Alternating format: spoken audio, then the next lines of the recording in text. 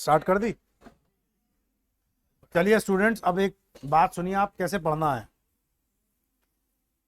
Current affairs. पहले मैं आपको एक बात बता दूं, ये वो सेक्शन है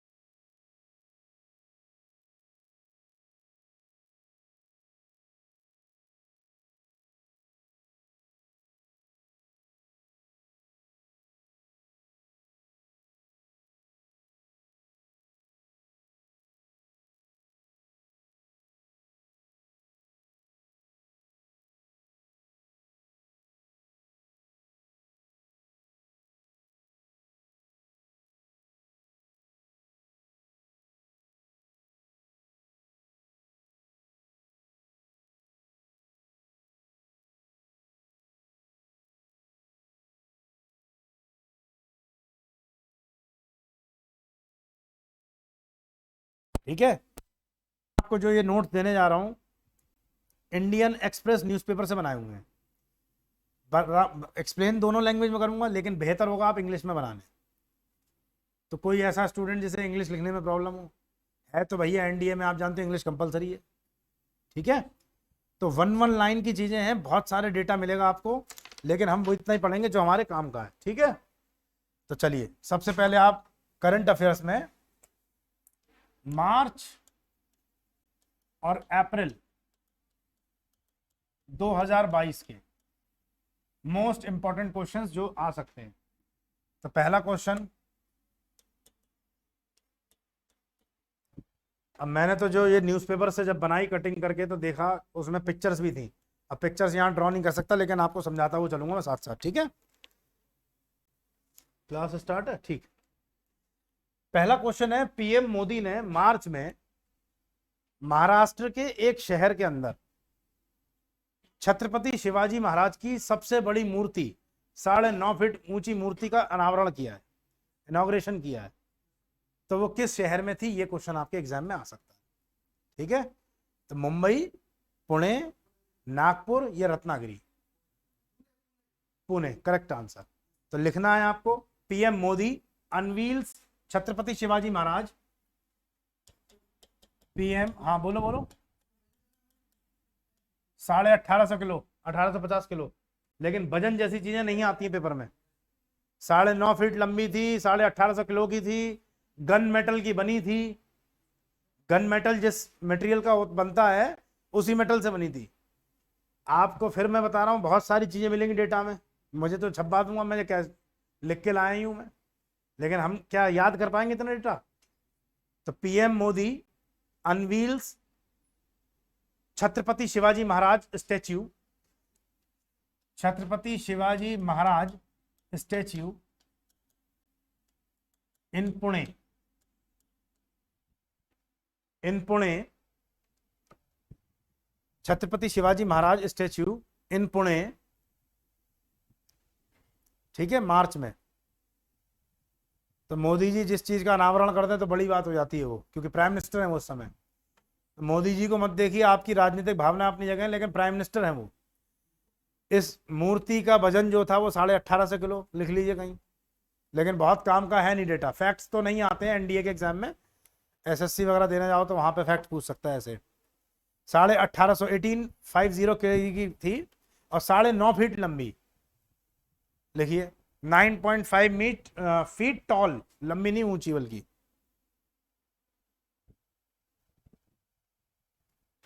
ठीक है, सेकंड, बस इतना ही हमको देखना है कहां पर इनॉग्रेशन हुआ, क्या हुआ। दूसरा, भगवान बुद्ध के बारे में आपने पढ़ा होगा, लॉर्ड बुद्धा के बारे में हिस्ट्री में। भगवान बुद्ध की इंडिया की सबसे बड़ी एक रिक्लाइनिंग स्टैच्यू बनाया जा रहा है। रिक्लाइनिंग का मतलब होता है लेटा हुआ, भगवान बुद्ध जब अपनी शयन अवस्था में थे, लेटे हुए हैं, ये आपने हिस्ट्री में पढ़ा होगा, तो लेटी हुई एक मूर्ति बना रहे हैं उनकी, ऐसे लेटे हुए एक कोहनी के बल पर, ठीक है। तो इंडिया की सबसे लार्जेस्ट मूर्ति कहां पर बन रही है, ये आपसे एग्जाम में आ सकता है, तो बोध गया में लिखिए। बोध गया, ये कहां पर है, बिहार में। बोध Gaya to have India's largest, कोई चीज नहीं समझ में आएगी मैं खुद बोर्ड पर लिख दूंगा। Bodh Gaya to have India's largest reclining, REC, Bodh Gaya to have largest reclining statue of lord Buddha, भगवान बुद्ध की लेटी हुई अवस्था में, शयन अवस्था में सबसे बड़ी मूर्ति बोध गया में।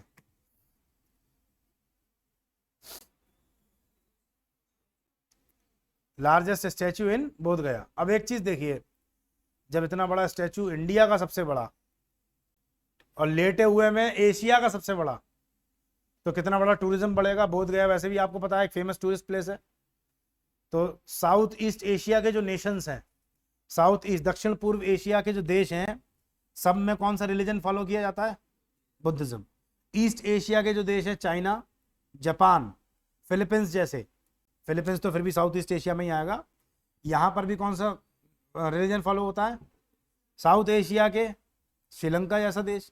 तो टूरिज्म बढ़ जाएगा नहीं बढ़ जाएगा, तो इंडिया की इकोनॉमी बढ़ेगी, ठीक है। ये बात आपको समझ में आ रही होगी। तो भगवान बुद्ध के बारे में आपने जब हिस्ट्री में पढ़ा है, तो इससे रिलेटेड भी आ सकता है कुछ एग्जाम में। तो भगवान बुद्ध के उसमें बुद्ध की 4 संगीतियां हुई थी, 4 बार बैठक हुई थी, पढ़ा अभी नहीं पढ़ा, पढ़ लिया। तो पहली बैठक कहाँ हुई थी, सारनाथ में या राजगीर में, पहली बैठक, वो आप पहला प्रवचन बता रही हैं जो भगवान बुद्ध ने दिया था। 4 बैठक नहीं पढ़ी आपने, जो 4 कमिटीज हुई थी भगवान बुद्ध के मरने के बाद, 4 लोग बैठे थे, उनने कमिटीज बनाई थी। अर्शदीप पढ़ा नहीं पढ़ा है, नहीं पढ़ा, तो हिस्ट्री के अपने नोट्स में एक बार फिर से जाइएगा और रिमाइंड करिएगा। अब बुद्ध से रिलेटेड चीजों को आपको देखना है, ठीक है। नेक्स्ट देखिए, तीसरा एक, ये मोस्ट इंपॉर्टेंट लगाइए पेपर में, मुझे लगता है ये इसकी चांसेस ज्यादा है। WHO, WHO समझते हो, बहुत बड़ी, world health organisation, united nation की विंग है। WHO to establish world traditional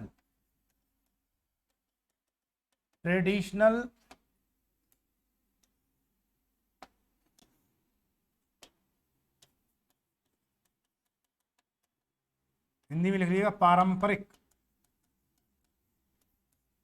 medical centre, traditional medicine centre,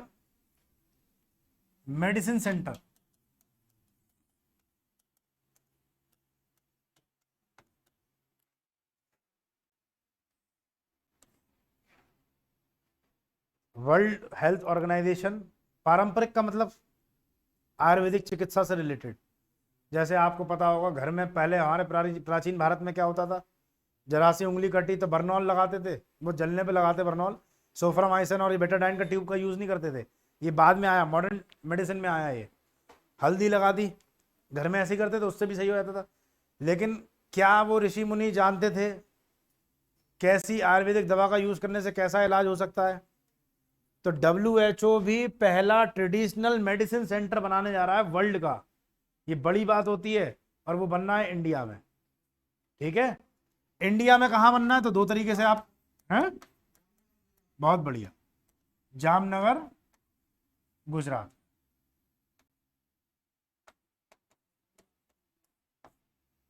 ये इंपॉर्टेंट क्वेश्चन लगता है मुझे। तो बड़ी बात होती है, वर्ल्ड का पहला ट्रेडिशनल सेंटर बनना हो, वो भी इंडिया में बनना है। अब बन कहां रहा है, तो जामनगर में। जामनगर कहां पर है, गुजरात, ठीक है। पारंपरिक चिकित्सा केंद्र, हिंदी में चाहे तो लिख लीजिएगा, पारंपरिक चिकित्सा केंद्र।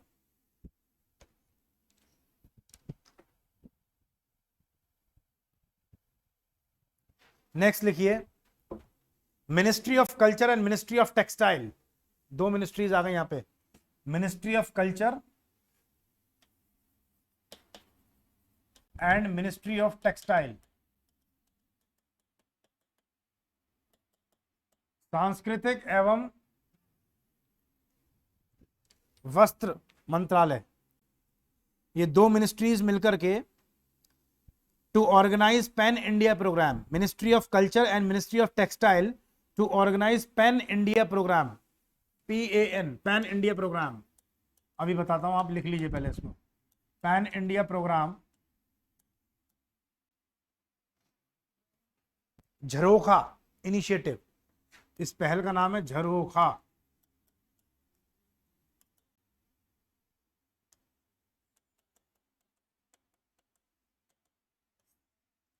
झरोखा initiative to promote handicraft handlooms industry, to promote handicraft and handloom industries. Bharat के सांस्कृतिक एवं वस्त्र मंत्रालय ने एंड हैंडलूम इंडस्ट्री झरोखा पहल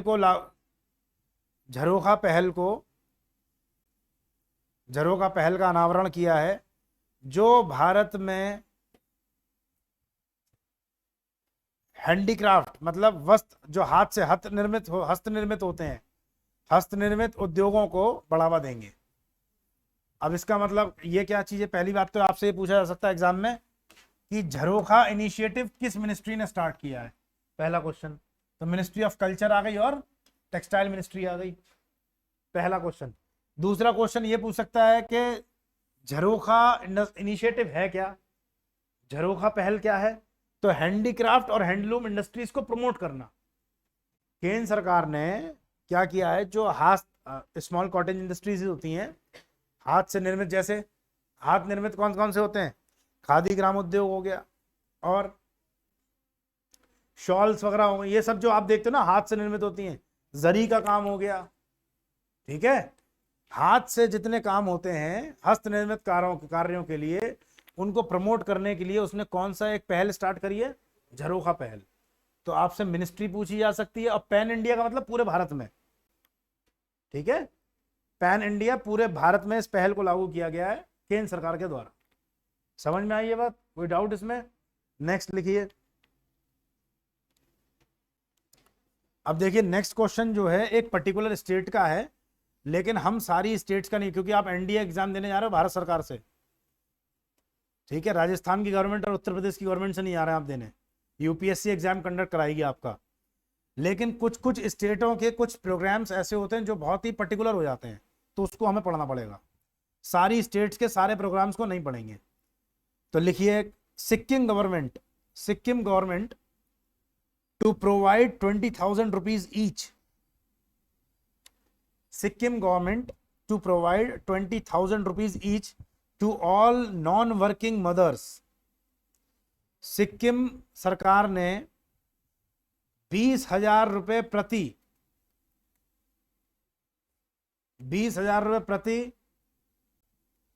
गैर कार्य में संलग्न महिलाओं को देने के लिए एक योजना लागू करी है। Sikkim government to provide 20,000 rupees to all non working mothers. उस स्कीम का नाम है आमा योजना। आमा योजना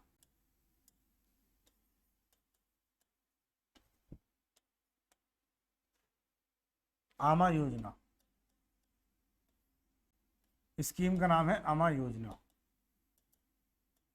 तो आपसे ये पहली बात तो पूछ सकता है कि आमा स्कीम किस गवर्नमेंट की है? तो सिक्किम गवर्नमेंट की है। आमा योजना में है क्या? तो 4 आपको ऑप्शन दे देगा। तो इसमें सिक्किम गवर्नमेंट हर जो लेडीज, जो महिलाएं, और महिलाओं में भी माताएं, ऐसी माताएं जो काम नहीं कर रही हैं, वर्किंग नहीं है, वर्किंग लेडी नहीं है, तो इसका मतलब वो किस लिए इनिशिएटिव ले रही है? जेंडर इक्वलिटी का इनिशिएटिव ले रही है। तो आर्टिकल 14 और 15 को लागू कर रही है, नहीं कर रही है? So no discrimination will be there on the basis of caste, sex, birth place, ठीक है, डिसेंट, ये सब आपने पढ़ा है। इन बेसिस पर आप पे कोई भी भेदभाव नहीं किया जाएगा। जन्म के आधार पर, जन्म स्थान के आधार पर, लिंग के आधार पर कोई भेदभाव नहीं। तो इक्वालिटी की तरफ काम है, योगदान है कि तो जेंडर इक्वालिटी के लिए उन्होंने एक आमा योजना चलाई है, जिस योजना में 20,000 रुपए हर माता को दे रही है वो सरकार, जो काम नहीं कर रही है। ठीक है, हैं? साल भर का मिल रहा, सारी माताएं यहीं से भाग जाएंगी फिर। 20,000 रुपए इतनी तो जॉब में, ठीक है, हाँ, इतना तो भारत जी क्यों दिए 20,000? एक देखिए, अब एक बात बताइए, एमएसपी डिसाइड हुआ 1950 रुपए चल रहा है गेहूं पर, तो 1950 ही क्यों किया? 1949 कर लेता। इसके लिए एक कमीशन होता है, commission for agricultural cost and pricing, CACP।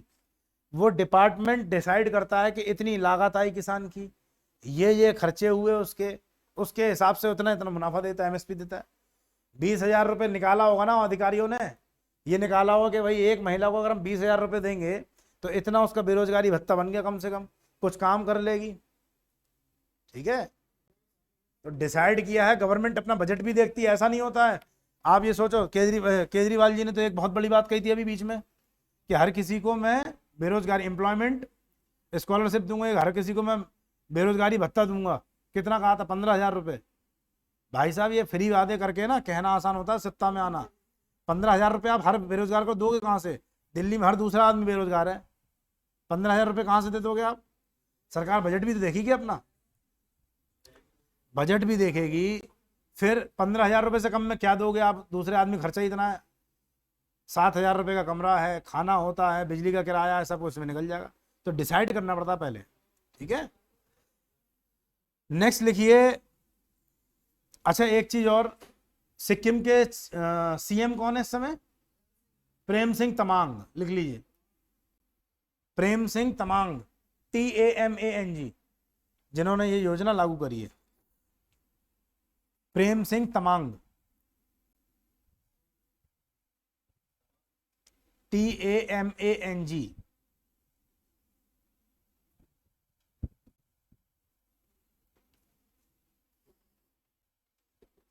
Next question important, मुझे लगता है ये आना चाहिए। Maharashtra gets India's first floating LNG। Maharashtra को भारत का पहला तैरता हुआ LNG storage, LNG liquefied natural gas, Maharashtra gets India's first floating LNG liquefied natural gas, LNG liquefied natural gas, तरलीकृत प्राकृतिक गैस। महाराष्ट्र सरकार को पहला, Maharashtra government get first floating LNG storage and regasification unit, regasification.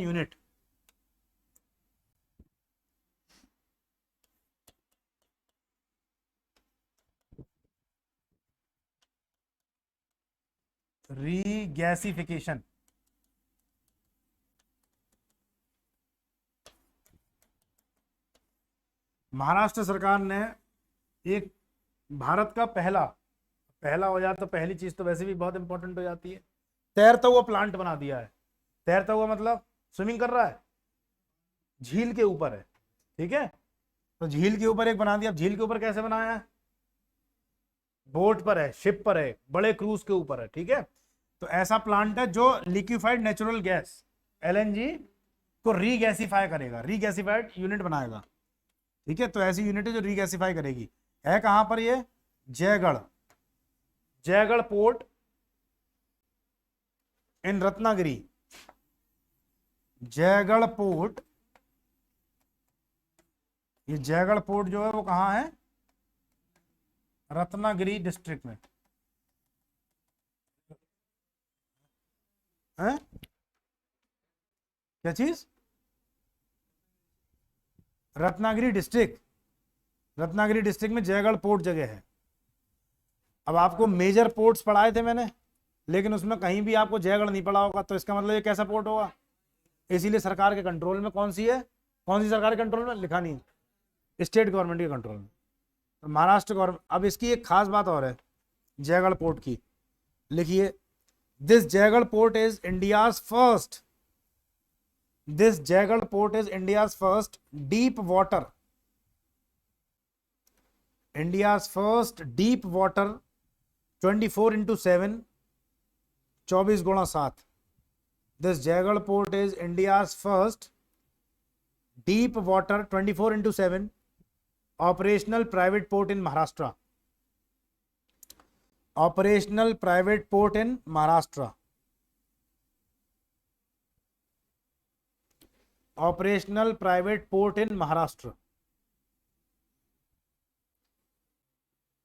पहला महाराष्ट्र का ऐसा पोर्ट है जो प्राइवेट निजी हाथों में है, ठीक है। मैनेजमेंट उसका सरकार देखती है, लेकिन जो कंट्रोल सरकार देखती है, मैनेजमेंट प्राइवेट हाथों में है, लेकिन ये पूरे 24x7, ठीक है, हर टाइम ऑपरेशनल रहता है। तो ये पहला पोर्ट होगा और सबसे डीपेस्ट है महाराष्ट्र का। तो जयगढ़ पोर्ट के बारे में आपको दो बातें मिली, तो जयगढ़ पोर्ट एग्जाम में आ सकता है। अब ये नहीं है कि न्यूज़ केवल यही आए, अब मान लीजिए न्यूज़ में ये आ जाए कि जयगढ़ पोर्ट कहाँ पर है, किस स्टेट में है, तो 4 स्टेट दे सकता है आपको, तो महाराष्ट्र ऐसे याद रखिएगा, ठीक है। नेक्स्ट लिखिए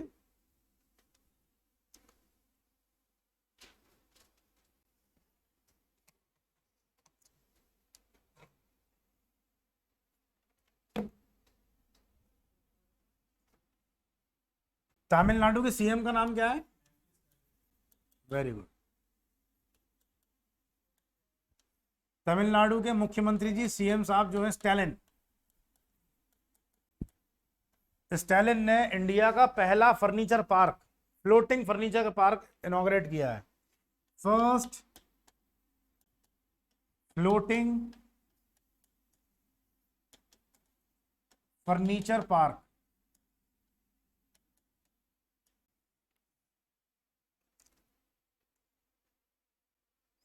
फर्नीचर समझ रहे हैं आप?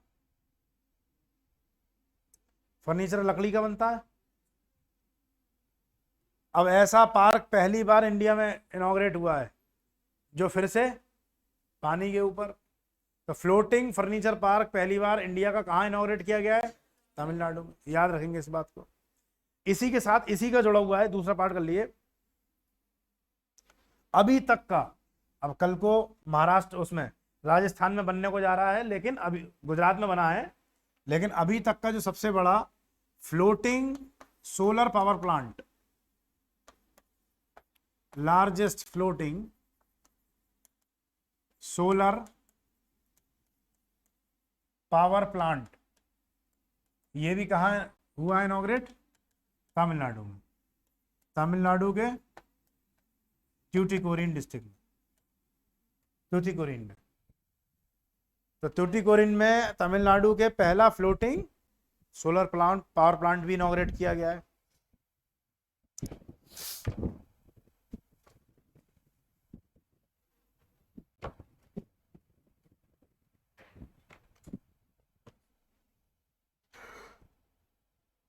नोट कर लिया? तो 2 क्वेश्चन आपको तमिलनाडु से आ सकते हैं जो मैंने देखे न्यूज़पेपर में मार्च अप्रैल में, कि एक तो सोलर पावर प्लांट तैरता हुआ सबसे बड़ा कहाँ हुआ है, तो तमिलनाडु के ट्यूटिकोरिन में, और दूसरा फर्नीचर पार्क कहाँ पर फ्लोटिंग पार्क जो है इनॉग्रेट किया गया है, ठीक है। Next question, women at the rate work programme, women at the rate work programme,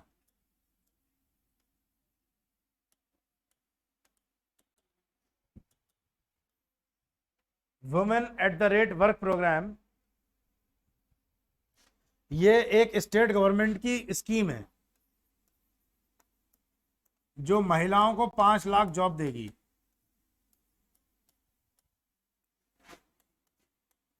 किस स्टेट की है ये पूछा जा सकता है आपसे, ठीक है। कर्नाटका।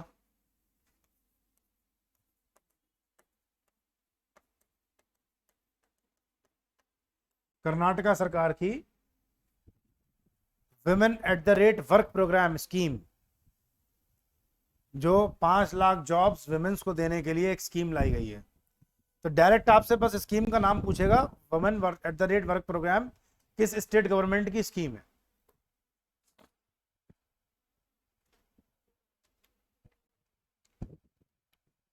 ओके, तो मैं हंसी बहुत आ रही है, मैं बता रहा हूँ, सच में मुझे होता है दिमाग खराब इस बात से। मैं आपको क्लास से बाहर निकाल दूंगा, उसके अलावा मेरे पास कोई चारा नहीं है। जी हाँ, और किससे? मैं, ये अच्छी बात नहीं है। आप इतने बड़े हो गए हो, समझदार हो गए हो, ये कोई अच्छी बात है?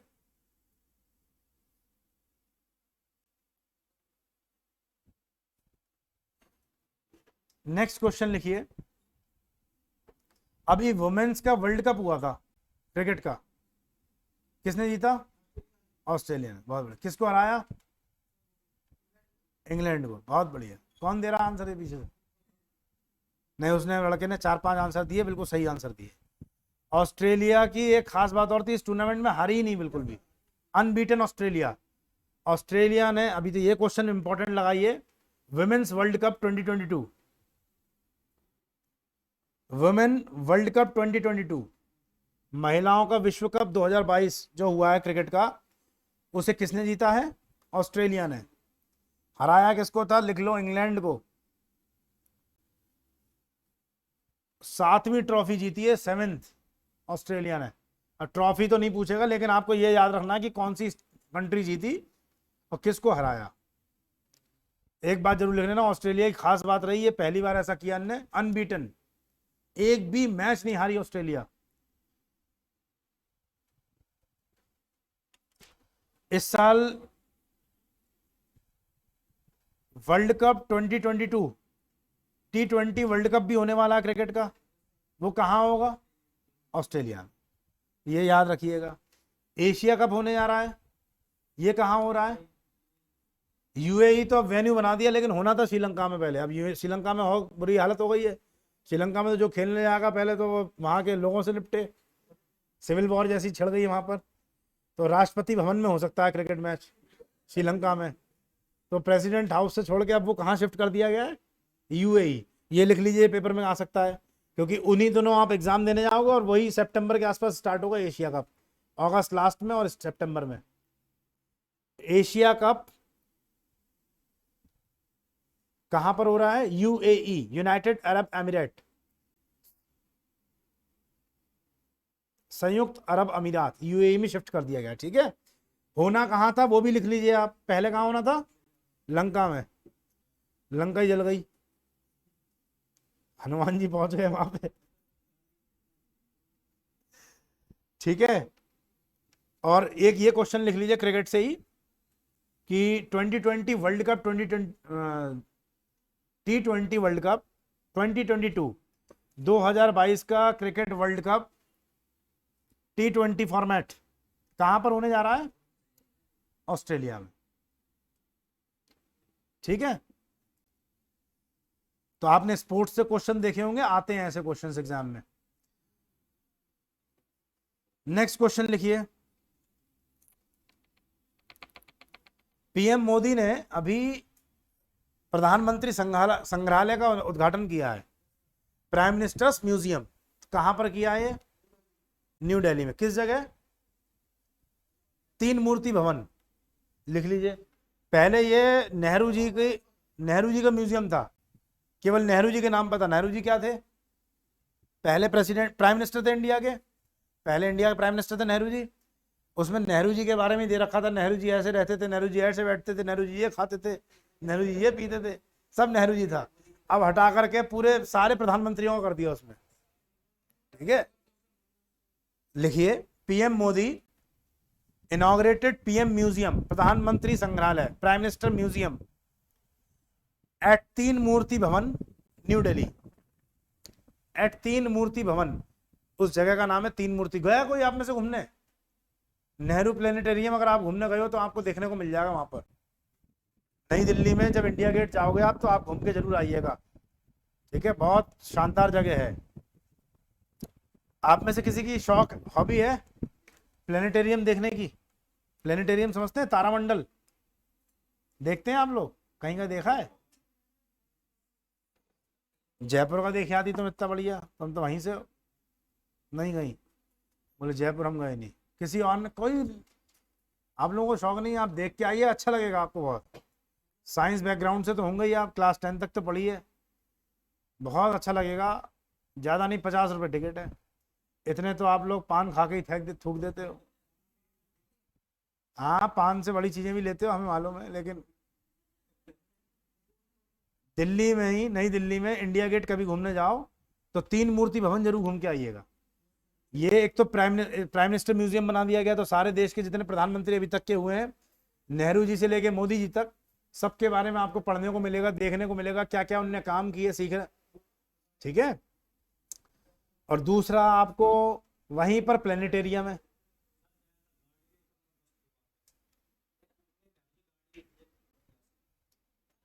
मुझे पता नहीं कि नेहरू जी की गाड़ी।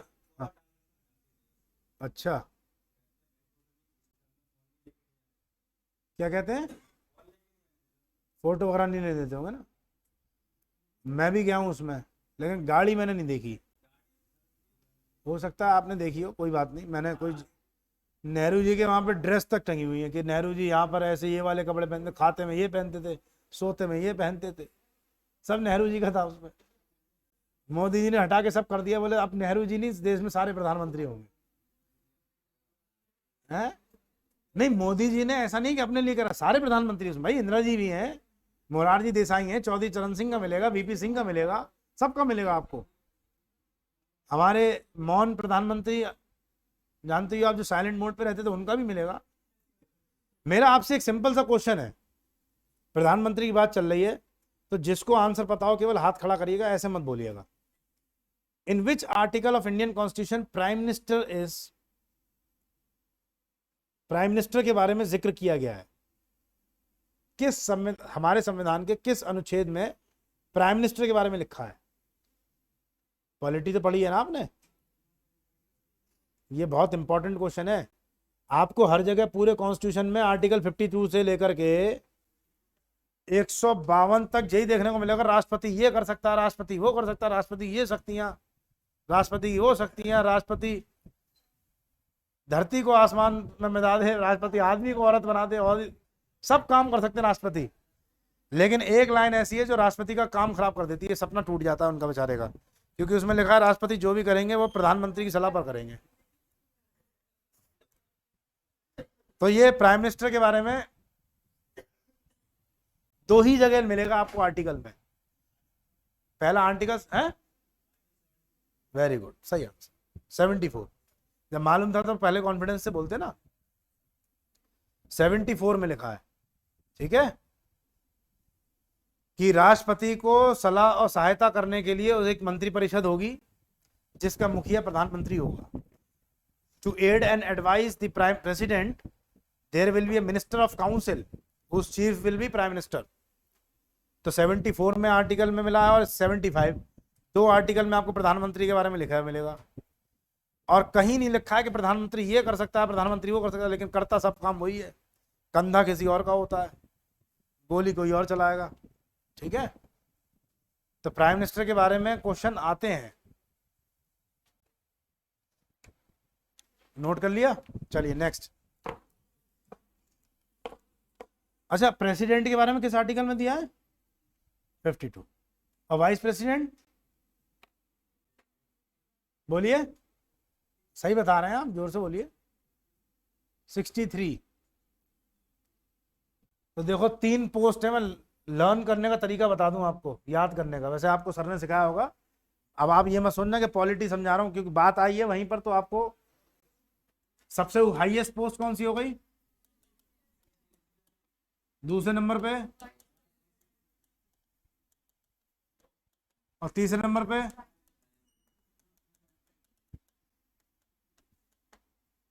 पीएम साहब, ये मिलेंगे 52 में। इसमें एक जोड़ दो, और इसमें भी एक जोड़ दो, इसमें फिर एक जोड़ दो, और फिर इसमें एक जोड़ दो। तो आर्टिकल 52, 63, 74 में 3 हाईएस्ट पोस्ट। ऐसे ऐसे लर्न करने का तरीका हो सकता है आपका। ठीक है, प्राइम मिनिस्टर के बारे में ये डेप्यूटी, ये तो वाइस प्रेसिडेंट का हो गया। डिप्टी प्राइम मिनिस्टर के बारे में किस आर्टिकल में दिया है, बोलिए। 85। क्या लॉजिक लगाया, बहुत बढ़िया। ये तो बताइए पीछे 85 में, बोलिए आप मैम। आज कुदरत नहीं आई ना, आज कुदरत का कमाल देखिए, बाहर आप बारिश हो रही है। पीछे आप बताओ, हाँ बोलो पीछे। 76 में। फिर अटॉर्नी जनरल किसमें है, महान्यायवादी। ये कोई लॉजिक नहीं है, मैंने आप तरीका बताया आपको याद करने का। आप ये मत सोचना कि इसी हिसाब से ही सारे चलेंगे। तो डिप्टी प्राइम मिनिस्टर के बारे में कहीं पे भी नहीं मिलता है, कॉन्स्टिट्यूशन में कोई भी आर्टिकल नहीं है ऐसा, क्योंकि डिप्टी प्राइम मिनिस्टर कोई पोस्ट ही नहीं होती। ये एक परंपरा के आधार पर बनाया जा रहा है लोगों को, ठीक है। तो पहले डिप्टी प्राइम मिनिस्टर जानते ही हो आप कौन थे, सरदार वल्लभ भाई पटेल। नेहरू जी पीएम थे, होम मिनिस्टर थे, डिप्टी प्राइम मिनिस्टर भी बनाया गया था उन्हें, ठीक है। तो जनरली जो होम मिनिस्टर होता है वही डिप्टी प्राइम मिनिस्टर पर रहता है।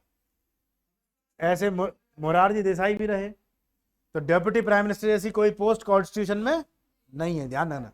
डिप्टी सीएम कितने बनाए जा रहे हैं, हर राज्य में मिलेंगे। मैडम उत्तर प्रदेश से हो आप, कौन कौन है डिप्टी सीएम, नहीं मालूम, बलिया से बताइए, नहीं बताया, देखो। हाँ भाई साहब, श्रावस्ती वाले केशव प्रसाद मौर्य हैं, बहुत बढ़िया। और हारने के बाद भी उन्हें बना दिया गया। तो राजनीति नाम की कोई चीज होती है, पैसा नहीं, राजनीति, माइनॉरिटी वोट्स, एक पार्टी, एक विशेष वर्ग के लोगों के वोट्स, ओबीसी के। दूसरे कौन है, ब्रजेश पाठक, डिप्टी सीएम। हर स्टेट में लगभग बनाए जा रहे हैं, ठीक है। महाराष्ट्र में भी बनाया गया, लेकिन ऐसी डिप्टी सीएम जैसा आपको कहीं भी पोस्ट कोई कॉन्स्टिट्यूशन में नहीं मिलेगी, ध्यान रखिएगा इस बात को। एग्जाम में पूछ सकता है आपसे, 3 आर्टिकल दे दो, चौथा कहते हैं नन ऑफ द अबव, तो नन ऑफ द अबव होगा आंसर। डेप्यूटी सीएम और डेप्यूटी पीएम जैसी कोई भी पोस्ट नहीं है कॉन्स्टिट्यूशन में। नेक्स्ट लिखिए, क्या चीज, स्पीकर डिप्टी स्पीकर मिलेंगे, चेयरमैन मिलेगा। चेयरमैन को तो वैसे भी वाइस प्रेसिडेंट जो होता है वो चेयरमैन ही करता है राज्यसभा की। डेप्यूटी चेयरमैन मिलेंगे आपको, लेकिन प्राइम मिनिस्टर नहीं होती। नेक्स्ट लिखिए, एक ये बहुत इंपॉर्टेंट क्वेश्चन है, एग्जाम में आ सकता है, स्टार मार्क कर लिए इस पे। नीति आयोग एक रिपोर्ट निकालता है,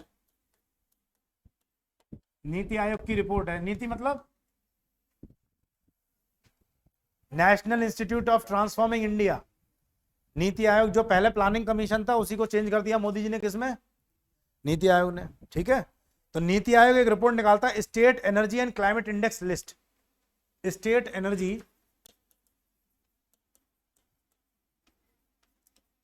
एंड क्लाइमेट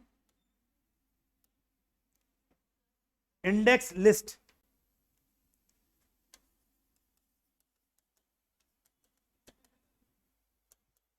नीति आयोग ने रिपोर्ट निकालता है, बहुत सारी रिपोर्ट्स निकालता है, उसमें से मार्च में एक रिपोर्ट आई है कि किस स्टेट ने इंडिया के सबसे बेहतर काम किया है एनर्जी रिसोर्सेज के बारे में, रिन्यूएबल सोर्सेज ऑफ एनर्जी को यूज किया है।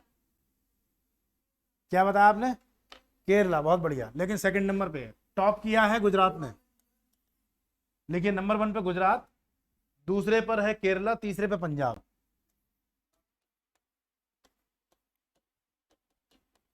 आई थिंक ये शायद इस बार के पीसीएस एग्जाम में भी आया है, यूपीएससी यूपीपीसीएस के, Uttar Pradesh public service commission में ये क्वेश्चन आया। बताइए आप कि किस स्टेट ने, नहीं ये सीक्वेंस आया था लगाने को, मैं जहां तक रिकॉग्नाइज कर पा रहा हूं ठीक से। ये क्वेश्चन इंपॉर्टेंट है, ध्यान रखिएगा, एनडीए के हिसाब से भी, ठीक है। नंबर 1 आपसे पूछ सकता है या सीक्वेंस भी पूछ सकता है, 1 2 3 बस इतना ही पढ़ना हमको। तो टॉप किया है किसने, गुजरात ने सबसे अच्छा काम किया है स्टेट की एनर्जी क्लाइमेट इंडेक्स में, दूसरे नंबर पे केरला, तीसरे पे पंजाब, ठीक है। नेक्स्ट लिखिए question, smart cities comma smart urbanisation, smart शहरीकरण, smart city comma smart urbanisation, smart शहरीकरण, conference open in smart city conference हुई थी अभी अप्रैल में, तो ये पूछा जा सकता है आपसे, स्मार्ट सिटीज कॉन्फ्रेंस। तो आपको ये बात तो पता होगा ना बैकग्राउंड के, भारत में कितने स्मार्ट सिटी बनाए जा रहे हैं? अरे ये तो मालूम होगा, कितने भारत में कितने शहर स्मार्ट बनाए जा रहे हैं? 100, करेक्ट याद रखना, 100 स्मार्ट सिटीज को डिसाइड किया गया 2016 में, 15 में डिसाइड किया गया, कार्रवाई चल रही है, उस पर काम चल रहा है, अब कंप्लीट होने की तरफ आ रहा है। 2023-24 में आपको, जब तक भारत का हम 75वां वर्ष मनाएंगे तब तक आपको मिलेगा। अब देखिए आप इसमें, तो वो कॉन्फ्रेंस कहाँ हुई थी इस बार? सूरत में। ये आपसे पूछा जा सकता है कि स्मार्ट सिटी कॉन्फ्रेंस इस बार कहाँ हुई थी?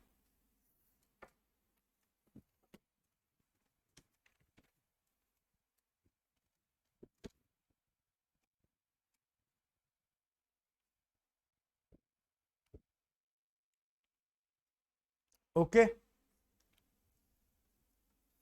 आप में से अपने अपने शहर के कोई स्टूडेंट ऐसा जिसका शहर स्मार्ट सिटी में आता हो? भाई आपको पता होना चाहिए, कम से कम अपने शहर के बारे में तो पता ही होना चाहिए। यूपी के 10 जिले लिए हैं। हाँ 10 डिस्ट्रिक्ट, और क्या 10 सिटीज लिए हैं, तो कोई भी नहीं है आप में से, उनमें से अपने अपने शहरों का भी नहीं पता है, और होगा तो मालूम नहीं होगा कि हम हैं वहां से नहीं है। नहीं नाम तो मैं बता दूं, लेकिन फिर वही वाली बात है, जैसे देखिए लखनऊ, वाराणसी, कानपुर, आगरा। हाँ आगरा से आप हैं तो तुम्हें यही नहीं मालूम था।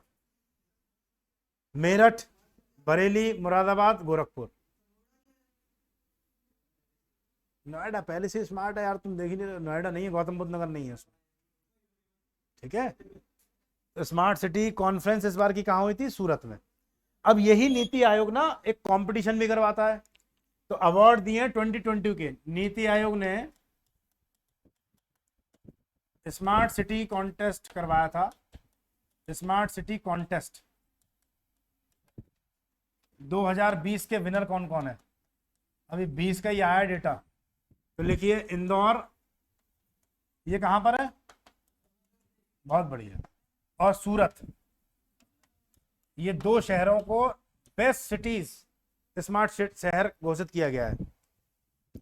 India smart city award contest 2022 winner Surat and Indore received the best city. Smart city mission में जो कॉन्टेस्ट कराया गया था, तो उसमें सिटीज में बाजी किसने मार दी? इंदौर ने। और इंदौर तो आप ऐसे ही देखते हो, सबसे साफ शहर, स्वच्छ शहरों में उसकी पहली गिनती होती है। अच्छा स्टेट में, ये तो सिटीज में हो गया, स्टेट में अवार्ड किसको मिला है?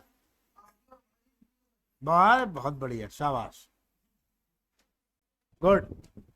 आज इसने बढ़िया आंसर कर रहा है लड़का। क्या नाम है बेटा? गौरव। नाम जरूर तुम गौरव करोगे हमारा, अपना तो करोगे ही। अच्छे आंसर कर रहे हैं ये। अखबार पढ़ने की आदत डाली हुई है? पढ़ रखा, अच्छी बात है, ठीक है। ऐसे ही मैं आपको एक एक 2-2 महीने के ला करके देता रहूंगा, जो मेरे बहुत खास लगेंगे कि आ सकते हैं। इसके लिए पहले मुझे भी प्रिपरेशन करनी पड़ती है, न्यूज़पेपर उठाने पड़ते हैं, वेबसाइट्स पे जाना पड़ता है कि कौन सा इंपॉर्टेंट हो सकता है। ये छोड़ो, अब इतना सारा है, इतना सारा है, 100 में से छांट के मुश्किल से 25-30 क्वेश्चन लाया हूँ। यूपी नंबर 1 स्टेट बना है स्मार्ट सिटी कॉन्टेस्ट में, और ये नंबर 1 शहर थे, ठीक है। तो स्टेट का पूछे तो उत्तर प्रदेश, और शहर का पूछे तो इंदौर और सूरत। नेक्स्ट क्वेश्चन आपसे बहुत इंपॉर्टेंट, ये भी इंपॉर्टेंट मार्क करिए, ये नीति आयोग वाला इंपॉर्टेंट मार्क कर लेना, ठीक है। नेक्स्ट मार्क लिखिए, नेशनल पंचायती राज डे 2022, नेशनल पंचायती राज डे 2022, राष्ट्रीय नेशनल पंचायती राज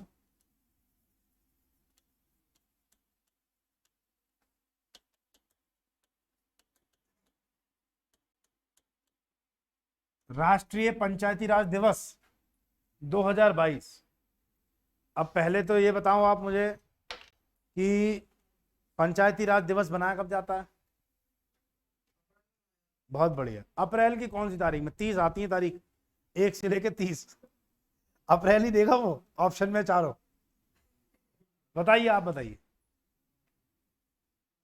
कोई बात नहीं, पीछे 24 अप्रैल। सचिन तेंदुलकर का बर्थडे कब होता है? याद रखिएगा आप, ठीक है।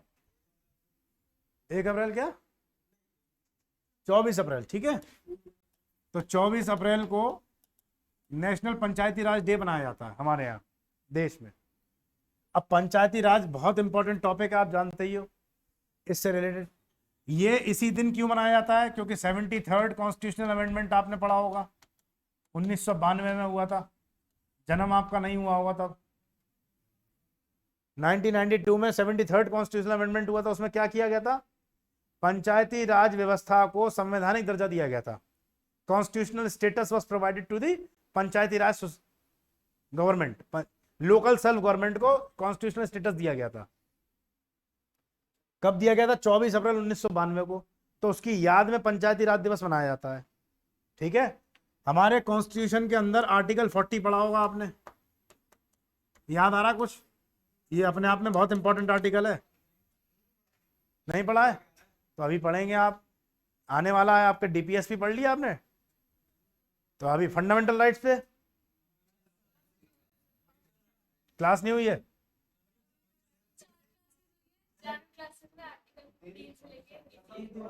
कोई बात नहीं, सर आपको कराएंगे, जरूर करवाएंगे, क्योंकि ये बहुत इंपॉर्टेंट है। ऐसा हो ही नहीं सकता कि सर ना करवाएं। सर आपको करवाएंगे। तो आर्टिकल 40 में आप पढ़ोगे, फिर आप लोग अपनी बोल रहे हैं, मैं बोल लूं। आर्टिकल 40 में आप पढ़ोगे कि ये एक ऐसा आर्टिकल है जो गांधी जी को श्रद्धांजलि दी गई, गांधी जी से मोटिवेटेड था। कॉन्स्टिट्यूशन जब बनाया जा रहा था तो आपने देखा हो गांधी जी कहीं से कहीं तक तो थे नहीं, लेकिन गांधी जी का सम्मान बहुत था देश में। भाई इतने बड़े नेता थे, कितने लोगों को उनने, देखिए, आज़ादी भारत को दिलाने में उनका बहुत बड़ा महत्वपूर्ण योगदान था। आप हिस्ट्री में पढ़ते ही हो, ये बात इंपॉर्टेंस थी उनकी। तो गांधी जी हमेशा चाहते थे कि ग्राम पंचायत लेवल पर पहुंचे गवर्नमेंट, डेमोक्रेसी रूट लेवल पे पहुंचे, ग्रास रूट लेवल पर। अभी क्या है?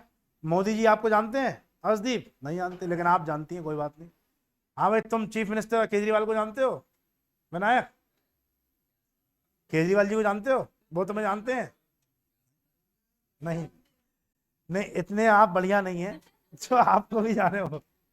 आपको क्या, मुझे नहीं जानते वो? तो डेमोक्रेसी पहले 2 लेवल पे ही थी, सेंट्रल गवर्नमेंट, स्टेट गवर्नमेंट।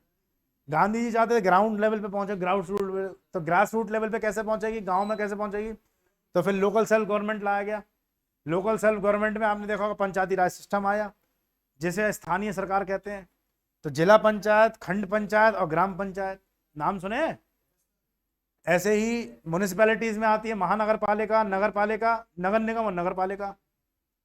छोटे शहरों में नगर पालिका, बड़े शहरों में नगर निगम, और बहुत बड़े शहरों में महानगर पालिका। दिल्ली जैसा शहर NDMC, new Delhi municipal corporation, नई दिल्ली महानगर पालिका। मुंबई में बीएमसी, बॉम्बे म्युनिसिपल कॉर्पोरेशन, सबसे बड़ी। तो सबसे बड़े शहरों में म्युनिसिपल कॉर्पोरेशंस, छोटे शहरों में नगर निगम, ठीक है। आगरा जैसे में नगर निगम होता है, आगरा में, लखनऊ में, बरेली में नगर निगम होगा सेकंड टीयर पर, टीयर 2 डिस्ट्रिक्ट्स। और सबसे नीचे वाले लेवल पे क्या, छोटा जो जिला होता है उसमें नगर पालिका, ठीक है। और गांव में क्या होता है? ग्रामीण स्तर पर, रूरल एरिया में सबसे पहले जिला पंचायत, फिर खंड पंचायत जिसे आप ब्लॉक लेवल भी कहते हो, ब्लॉक लेवल, और सबसे नीचे ग्राउंड लेवल।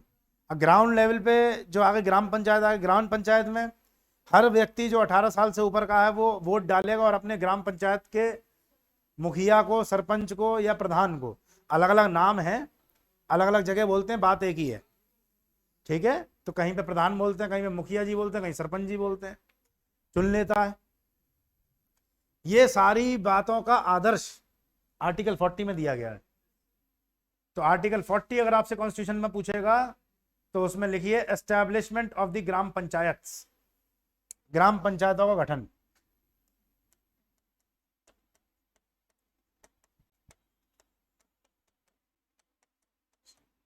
ये पंचायती राज सिस्टम बहुत इंपॉर्टेंट है एग्जाम के हिसाब से हमारे, ठीक है। आर्टिकल 40 में मिलेगा आपको। तो गांधी जी इस बात को हमेशा कहते थे कि ग्रास रूट लेवल पे पहुंचाइए डेमोक्रेसी। गांधी जी निपट गए 48 में, कॉन्स्टिट्यूशन आधा लागू हो गया 26 नवंबर 1949 में, और 26 जनवरी 1950 में पूरा लागू कर दिया, लेकिन ग्रास रूट लेवल में उनकी बात को नहीं माना गया। फिर 1957 में एक कमेटी बनाई जाती है, बलवंत राय मेहता कमेटी।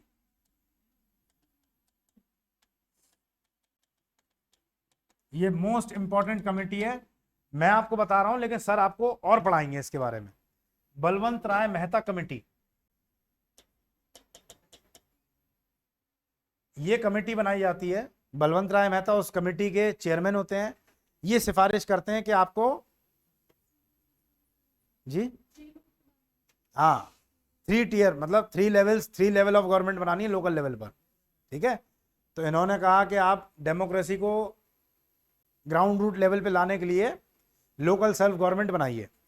तो इस कमेटी की सिफारिश के आधार पर, रिकमेंडेशन पे, भारत का पहला जिला था राजस्थान में नागौर, और नागौर डिस्ट्रिक्ट ऑफ राजस्थान में 1958 में लागू कर दिया गया। किसे? पंचायती राज system. Second district Andhra Pradesh में था, महबूब नगर, ठीक है। बस आपको ये सब याद नहीं करना है, बस पहला वाला याद रखिएगा, ये एग्जाम में पूछा जाता है। या दूसरा कौन सा राज्य था? आंध्र प्रदेश, महबूब नगर कर सकते हैं आप। तो बलवंत राय मेहता और भी बहुत सारी कमिटीज आई, केवल मैं बोल रहा हूं, लिखना नहीं है आपको, क्योंकि पॉलिटी वाले सर खुद पढ़ाएंगे आपको। ऐसा नहीं हो सकता कि वो ना पढ़ाएं, जरूर पढ़ाएंगे, क्योंकि इंपॉर्टेंट बातें हैं। बलवंत राय मेहता, उसके 20 साल बाद 1977 में आती है अशोक मेहता कमेटी, फिर GV राव कमेटी, ठीक है, PK थुंगन कमेटी 1988 में। तो थुंगन कमेटी ने कहा था कॉन्स्टिट्यूशनल स्टेटस दीजिए आप, तो PK थुंगन कमेटी आई 1988 में। क्या बोला मैंने आपको? सो गए आधे तो। 1988 में PK थुंगन कमेटी,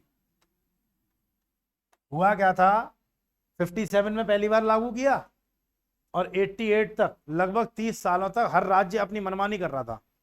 कहीं पर 2 लेवल सिस्टम था, कहीं पर 3 लेवल सिस्टम था, कहीं कुछ पावर दी जा रही है, कहीं नहीं दी जा रही है, क्योंकि ये पंचायती राज सिस्टम जो है स्टेट गवर्नमेंट का सब्जेक्ट है। तो शेड्यूल 7 में स्टेट लिस्ट जो है उसका सब्जेक्ट है ये। PK थुंगन व्यक्ति का नाम है, ये चेयरमैन थे उस कमेटी के, 1988 की बात है ये, ठीक है। तो अब इसको सीरियस लेता ही नहीं था कोई लोकल गवर्नमेंट को, बोले है होगा प्रधान, होंगे ऐसे बहुत सारे प्रधान हमारी जिम में रखे रहते हैं, आदमी सीरियसली लेता ही नहीं था। तो PK थुंगन ने कहा जब तक आप कॉन्स्टिट्यूशनल स्टेटस नहीं दोगे तब तक इसको कोई भी सीरियस लेगा ही नहीं, स्टेट गवर्नमेंट सीरियस नहीं लेगी, सेंट्रल गवर्नमेंट नहीं लेगी। तो सेंट्रल गवर्नमेंट 1992 में, कहाँ लिखा है मैंने, 1992 में 4 साल बाद 73rd कॉन्स्टिट्यूशनल अमेंडमेंट करती है, और पंचायती राज सिस्टम को एक कॉन्स्टिट्यूशनल स्टेटस दे देती है। अब कॉन्स्टिट्यूशन में जाने के बाद किसी भी चीज की वैल्यू अपने आप ही बढ़ जाती है, बहुत बढ़ जाती है। तो 24 अप्रैल को यह काम हुआ था, उसकी याद में हर साल क्या बनाया जाता? पंचायती राज डे। ये ध्यान रखेंगे, मैंने कहानी समझा दी आपको, ठीक है। ये बात नोट कर लिया आपने। अशोक मेहता बताया तो मैंने आपको। 57 में बलवंत राय मेहता, 20 साल बाद अशोक मेहता कमेटी, फिर 1984, 85, 86, 87, 86 नहीं 87 और 88 में अलग अलग GV राव, PK थुंगन और तमाम कमेटी आई। बहुत सारे नाम आपको याद करने की जरूरत नहीं है, वो आपको सर सब बताएंगे, ठीक है। अब मेरा आपसे ये सवाल है, क्योंकि हर साल ये दिवस मनाया जाता है, तो इसकी कोई ना कोई थीम रखी जाती होगी, तो इस बार की थीम क्या थी? बस ये क्वेश्चन है, क्योंकि एग्जाम में ऐसा क्वेश्चन आता है, ठीक है। आप पास ईयर क्वेश्चन उठा के देखिए। तो पहले मैं एक बार चेक कर लूं, मैंने आपको सब कुछ बता दिया नहीं बता दिया? बता दिया है मैंने आपको। इस बार की थीम क्या थी पंचायती, नेशनल पंचायती राज डे की, ये बतानी है आपको। तो लिख लीजिए नो थीम, कोई भी थीम नहीं थी इस बार। हर साल थीम रखी जाती, लेकिन इस बार कोई भी थीम नहीं थी। तो none of the above question हो जाएगा, आपके एग्जाम में जरूर कंफ्यूज करने को देगा। हर साल की आती है थीम, लेकिन इस बार कोई थीम बिना रखे ही इसको बनाया गया। नेक्स्ट लिखिए, इंपॉर्टेंट मार्क करना नेक्स्ट वाला भी। John F Kennedy award, John F Kennedy award, ये एक पुरस्कार है जो अमेरिका गवर्नमेंट देती है। तो जॉन एफ कैनेडी अवार्ड 2022 का दिया गया है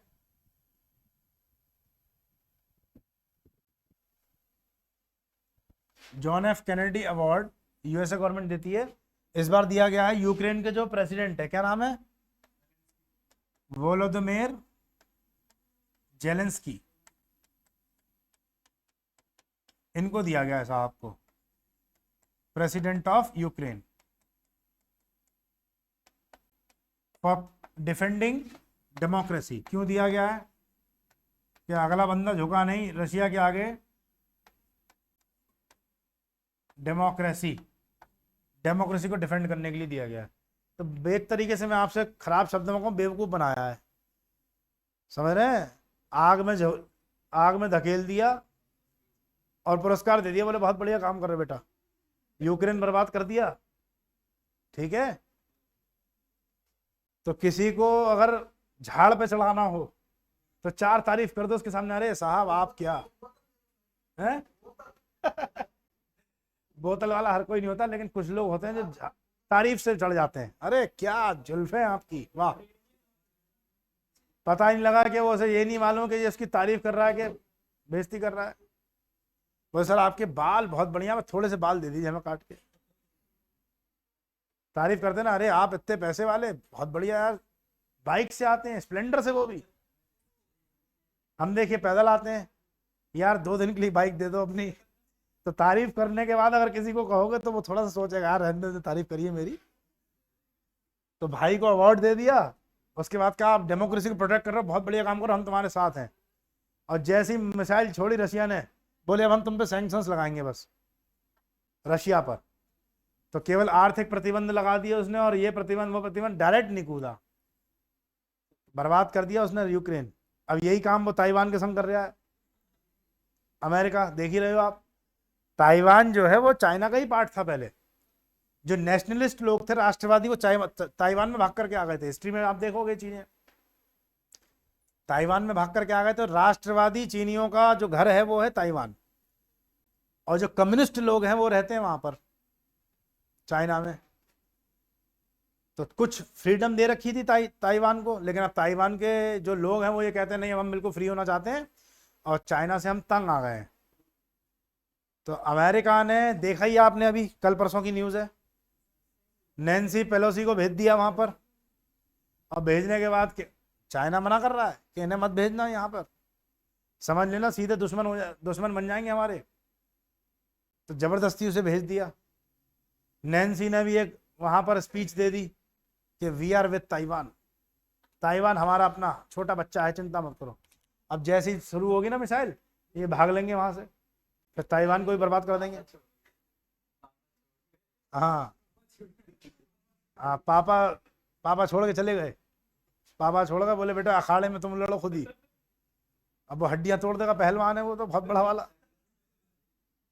अब प्रॉब्लम कितनी होने वाली है पता है देश में आपको। हम लोग बहुत आसानी से कहते हैं तेल के दाम बढ़ गए, ये हो गया वो हो गया, लेकिन रशिया और यूक्रेन से कितना सारा गैस और हम ऑयल इंपोर्ट करते हैं, और भी बहुत सारी चीजें हैं। अगर ताइवान पे जैसे युद्ध हो गया तो ध्यान रखिएगा मेरी बात, सेमीकंडक्टर की जो चिप्स बनती हैं, वर्ल्ड का सबसे बड़ा मैन्युफैक्चरिंग हब है ताइवान। दुनिया भर में रेट बढ़ जाएंगे मोबाइल फोन्स के, लैपटॉप्स के, कंप्यूटर्स के, जहां जहां वो सेमीकंडक्टर चिप यूज होती है। फिर हमारे यहाँ के लोग क्या कहेंगे, देखो मोदी ने महंगाई बढ़ा दी, समझ रहे हो, क्योंकि दुश्मनी उनकी मोदी से है। वो इंटरनेशनल रिलेशन में देगा, अच्छा सेमीकंडक्टर की चिप हमारे यहाँ थोड़ी ज्यादा बनती है, ताइवान में सबसे ज्यादा बनती है, ताइवान से ही चिप्स आती हैं।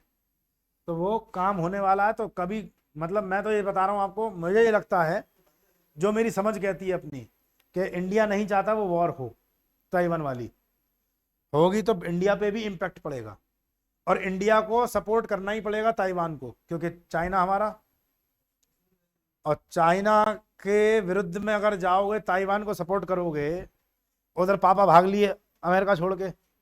हमारी वो आदत नहीं है कि सपोर्ट करने के बाद फिर पीछे हट जाए इंडिया की।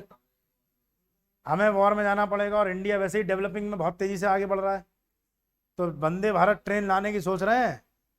चाइना ने एक बम छोड़ दिया तो वंदे भारत की फैक्ट्री डूब जाएगी, जमीन के अंदर चली जाएगी। ठीक है। और पड़ोसी तो हमारा इसी बात पे बैठा हुआ बस। पाकिस्तान ने खुल के ऑफिशियली कह दिया है कि वी आर विद चाइना। वो तो है ही, उनके बड़े पापा वही तो हैं। तो चाइना को सपोर्ट करेगा खुल के। हम हैं किसके? अब रियल पापा याद नहीं आते, वो आते बेटे शादी के बाद, जब जनाजा निकलेगा ना पाकिस्तान का, तब उन्हें याद आएगा कि ये वही भारत देश था। नेक्स्ट क्या हुआ भाई साहब, कहाँ चल दिए? अच्छा, मुझे लगा पढ़ाई हो गई आपकी। तो जेलेंस्की को जॉन एफ कैनेडी बहुत बड़ा अवार्ड दिया गया है। ये अच्छे एक लेवल का अवार्ड होता है जो यूएस गवर्नमेंट ने दिया है। ठीक है, तो आपसे पूछा जा सकता है। हाँ, नाम का अवार्ड है, बेवकूफ बना रहे हैं। नेक्स्ट लिखिए, वर्ल्ड्स फर्स्ट क्रिप्टो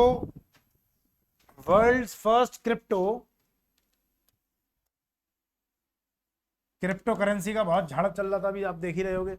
तो world first crypto bagged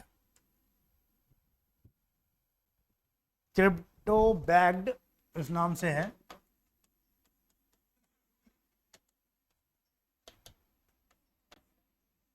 crypto bagged payment and launched by payment card launched by crypto backed payment card launched by Mastercard Nexo।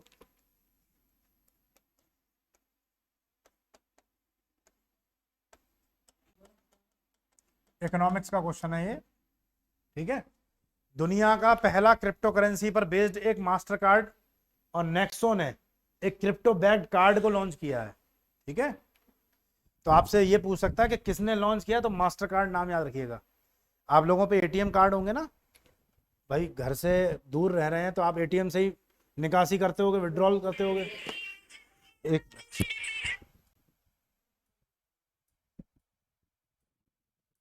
तो जो आप अपने उस पर कार्ड पे देखिएगा, या तो वीज़ा लिखा होगा, वीज़ा कार्ड, मास्टर कार्ड, और क्या लिखा होता है, रुपए कार्ड। बहुत बढ़िया, तो ये सब लिखा होगा। तो उसमें मास्टर कार्ड नेक्सो ने लॉन्च किया किसको? Crypto backed card. ठीक है, नेक्स्ट लिखिए, बहुत इंपॉर्टेंट है भाई एक, ये भी मेरी समझ से इंपॉर्टेंट है। World bank comma AIIB, Asian infrastructure investment bank. World bank comma and Asian infrastructure bank AIIB, Asian infrastructure investment bank, sorry AIIB, world bank and Asian infrastructure investment bank to give rupees 7500 crore to give rupees 7500 crore loan for the Gujarat government,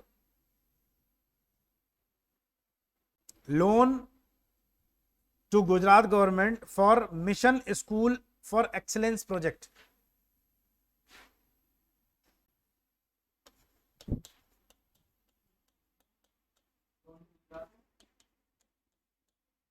Gujarat government loan for mission school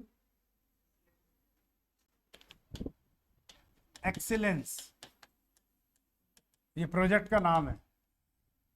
ये नाम याद रखिएगा, mission school for excellence project.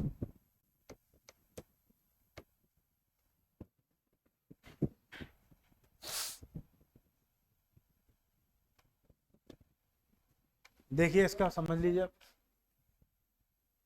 Note कर लीजिए पहले तसल्ली से। हो गया रोहित? पहली बात तो वर्ल्ड बैंक, ये दुनिया भर में देशों को लोन देता है डेवलपमेंट के नाम पर, कि आपको कोई चीज़ डेवलपमेंट करनी है, कोई बढ़िया बिल्डिंग बनानी है, कोई इंफ्रास्ट्रक्चर बनाना, मेट्रो बनानी है। ठीक है, तो हम लोन ले लेते हैं उनसे। दूसरी बात, Asian infrastructure and investment bank, ये भी इन्वेस्टमेंट और इंफ्रास्ट्रक्चर के लिए देता है। वर्ल्ड बैंक देशों को लोन देता है, हर किसी को नहीं देता है। अब देशों में भी वर्ल्ड बैंक जो लोन दे रहा है वो गुजरात गवर्नमेंट को दे रहा है, ये बहुत बड़ी बात है। और गुजरात गवर्नमेंट को किस बात के लिए दे रहा है? Mission for school of excellence. ये प्रोजेक्ट है गुजरात गवर्नमेंट का, स्कूल्स को एक्सीलेंट कैटेगरी का स्कूल बनाने के लिए। जैसे आप सरकारी स्कूलों में देखते हो ना, टॉयलेट्स कैसे खराब से टॉयलेट्स हैं, या पानी तक की व्यवस्था ठीक नहीं है, टंकी है पर पानी नहीं आता, टॉयलेट है पर कड़ी नहीं है, उसमें दरवाजा नहीं है, ये देखते ही हो आप लोग। या ब्लैक बोर्ड है तो ब्लैक पेंट नहीं है उस पर, सफेद हो गया, वो खराब सा इंफ्रास्ट्रक्चर है। तो स्कूल्स को A1 कैटेगरी का बनाने के लिए गुजरात गवर्नमेंट को किसने लोन दिया है? वर्ल्ड बैंक ने। ये अपने आप में एक बड़ी बात है। वर्ल्ड बैंक किसी स्टेट गवर्नमेंट को नहीं देता जल्दी लोन, ये ध्यान रखना मेरी बात, भारत सरकार को देता। हालांकि आया होगा भारत सरकार की परमिशन से ही, लेकिन गुजरात गवर्नमेंट के किसी स्कीम को अगर लोन मिल रहा है तो ये अपने आप में एक बड़ी बात होती है, मेरी समझ ये कहती है। ठीक है, तो इस मिशन का नाम याद रखिएगा, मिशन स्कूल फॉर एक्सीलेंस। अच्छा, मेरा आपसे एक इसी से मान लो अगर रिलेटेड क्वेश्चन आ जाए, तो किसने लोन दिया है? वर्ल्ड बैंक ने। वर्ल्ड बैंक का हेडक्वार्टर स्विट्जरलैंड, बहुत बढ़िया। Washington DC, US। ठीक है, ये वर्ल्ड बैंक बनी कब थी? यादव जी बताइए, बाल ठीक हो गए हो तो बताओ। नहीं मालूम? ये तो मुझे ही मालूम था, जवाब आपका यही आएगा, सेकेंड वर्ल्ड वॉर के बाद। याद रखेंगे, जैसे सेकेंड वर्ल्ड वॉर समाप्त हुआ तो ये बनाई गई थी 1945 में। एक कॉन्फ्रेंस हुई थी बहुत बड़ी, उस कॉन्फ्रेंस का नाम है Brayton Woods conference.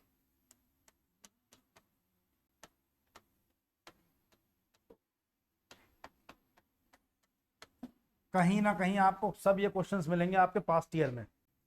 Bretton Woods conference, इस कॉन्फ्रेंस के बाद दो संस्थाएं बनाई गई थी वर्ल्ड में बहुत बड़ी, एक वर्ल्ड बैंक और दूसरी IMF, international monetary fund. International monetary fund, IMF और वर्ल्ड बैंक अगर पूछ लिया जाए ये कौन सी संस्था है, तो Bretton Woods conference. Bretton Woods में एक कॉन्फ्रेंस हुई थी, उसके कॉन्फ्रेंस के रिजल्ट जो निकल के आए कि ये दो तरह की संस्थाएं बनाई गई जो वर्ल्ड में लोन देंगी। ठीक है, इंटरनेशनल मॉनेटरी फंड लिख लिया, बिल्कुल वर्ल्ड बैंक का लिख लिया आपने। और इससे पहले अभी आपने क्या लिखा था? AIIB, Asian infrastructure investment bank, उसको लिखिए AIIB। ये सब पता होना चाहिए आपको, अंतरराष्ट्रीय संस्थाएं हैं। ठीक है, फिर आपके दिमाग में ये आता है जब क्वेश्चन नहीं आता है, बोले हमारे मास्टर ने पढ़ाया नहीं, ज्योग्राफी वाले ने, या कोई कोई सोच सकता है पॉलिटी वाले नहीं पढ़ाया, पॉलिटी वाले को पढ़ाना चाहिए। ये भाई ये टीचर सिलेबस पढ़ाएगा आपको, ये सब आपको करना है खुद, ये स्टैटिक जीके के पार्ट है ना। Asian infrastructure investment bank, headquarter कहाँ है इसका? बीजिंग। अब एशियन इंफ्रास्ट्रक्चर तो एशिया में ही होगा हेडक्वार्टर। ये एशिया के केवल कंट्रीज को लोन देता है, ध्यान रखना। वर्ल्ड बैंक सबको देगा, लेकिन ये किसको देगा? केवल एशियन कंट्रीज को। एक है एशियन डेवलपमेंट बैंक, इसमें कंफ्यूज मत होना, ये डेवलपमेंट के नाम पे देता है, ये इंफ्रास्ट्रक्चर एंड इन्वेस्टमेंट बैंक। ये एशियन डेवलपमेंट बैंक ADB का हेडक्वार्टर अर्शदीप, आप बताओ, किसी को मालूम? गौरव? मनीला,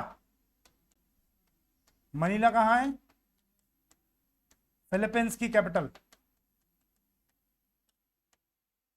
मनीला में इसका हेडक्वार्टर है, किसका? एशियन डेवलपमेंट बैंक का, ADB का। ठीक है, और जो अभी आप थोड़ी देर पहले चाइना वाला बोल रहे थे, वो ब्रिक्स का बैंक है। तो ब्रिक्स तो मुझे बताने की जरूरत नहीं है, तो पता ही होगा आपको। ऐसा मत बोलना कोई भी बच्चा के ब्रिक्स नहीं पता है। एशियन डेवलपमेंट बैंक, हाँ भाई विनायक, अरे बोला गलत आदमी से पूछे। रोहित, ब्रिक्स नहीं मालूम? कोई भी बच्चा? गौरव, तुम्हें भी नहीं मालूम? तो फिर मुझे, हाँ, 5 देशों का, वेरी गुड, बिल्कुल सही बता रहे हैं आप। तो ब्राजील, रशिया, इंडिया, चाइना और साउथ अफ्रीका, ये 5 देशों को मिलाकर के, ये पांचों देश कैसे देश हैं? विकासशील, डेवलपिंग कंट्रीज। डेवलपिंग कंट्रीज ने मिलकर के एक अपना यूनियन बनाया, जिसे पहले ब्रिक कहा गया। पहले साउथ अफ्रीका नहीं था इसमें। ब्राजील, रशिया, इंडिया, चाइना ने मिलकर बनाया। बाद में साउथ अफ्रीका भी इसमें ऐड हो गया तो ब्रिक्स बन गया। 5 देशों का एक नेशन है, इंटरनेशनल फोरम है, एक मंच है जहां पे पांचों देश के बड़े बड़े सबसे बड़े राष्ट्राध्यक्ष जो होते हैं वो यहाँ पे इकट्ठे होते हैं। ब्राजील में प्राइम मिनिस्टर साहब आएंगे, रशिया के प्रेसिडेंट आएंगे, इंडिया से प्राइम मिनिस्टर जाएंगे, चाइना के प्रेसिडेंट है, साउथ अफ्रीका के प्रेसिडेंट है, ठीक है। ये इकट्ठे होते हैं और एक मंच प्रोवाइड करते हैं बातचीत करने का, पॉलिटिकल इकोनॉमिक डेवलपमेंट का, कि हम कैसे इकोनॉमिक डेवलपमेंट कर सकते हैं देश में, ठीक है। अब जैसे आप लोगों का ही होता है आपस में, कल नहीं आ पाए बारिश की वजह से, या आज जो नहीं आ पाया, किसी का छूट गया, तो नेक्स्ट क्लास में फ्रेंड से कहोगे यार मेरा कॉपी, मुझे कॉपी दे दे अपनी, ठीक है। तो हेल्प कर रहे हो नहीं आप उसे। ऐसे ही इंडिया के पास मान लीजिए फंड की कमी है, तो चाइना ने फंड दे दिया, टेक्नोलॉजी दे दी। भाई आपस में देखो ट्रेड चल रहा है, क्या हो गया? चलिए आइए, आइए आइए, आप काम करिए।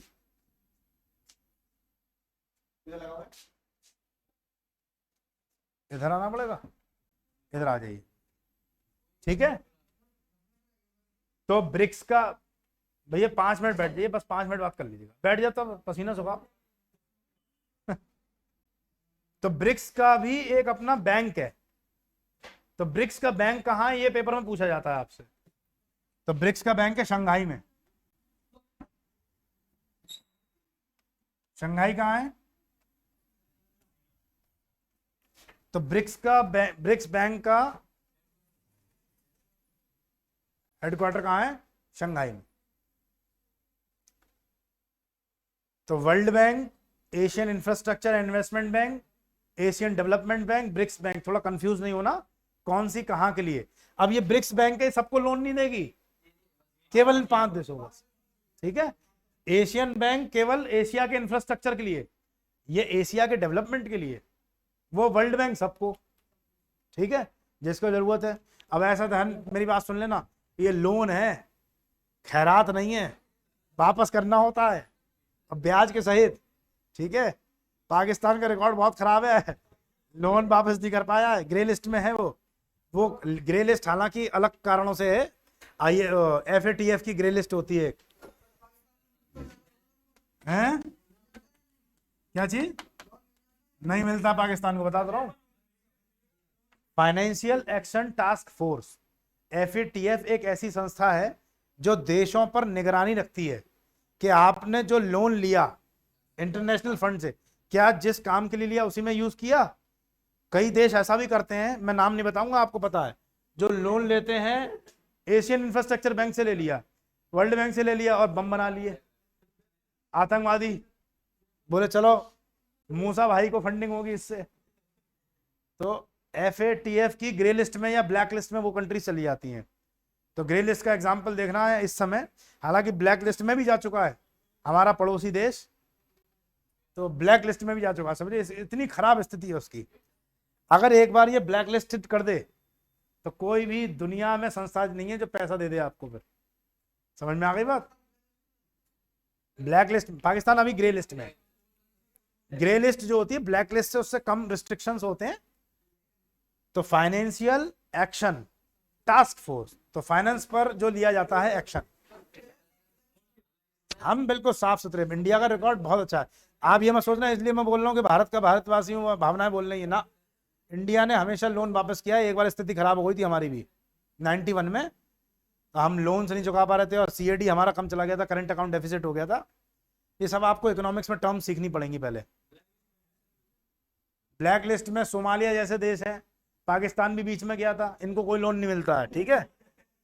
आप एक तरीके से ये समझो ये तो अंतरराष्ट्रीय संस्था हो गई। बैंक भी तो आम जनता को ब्लैक लिस्टेड कर देता है, उसे पता है ये आदमी कार के लिए लोन लिया, अब ये भाग जाएगा, देगा ही नहीं।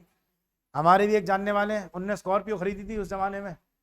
अब बैंक ने जब लोन वापस मांगा तो लठा, जो बैंक का मांगने आया था उसे लठियाया अलग। ऐसे लोगों को ब्लैक लिस्टेड कर देती है बैंक, फिर आगे से नहीं देगी लोन। ठीक है, एक जन बोलो यार।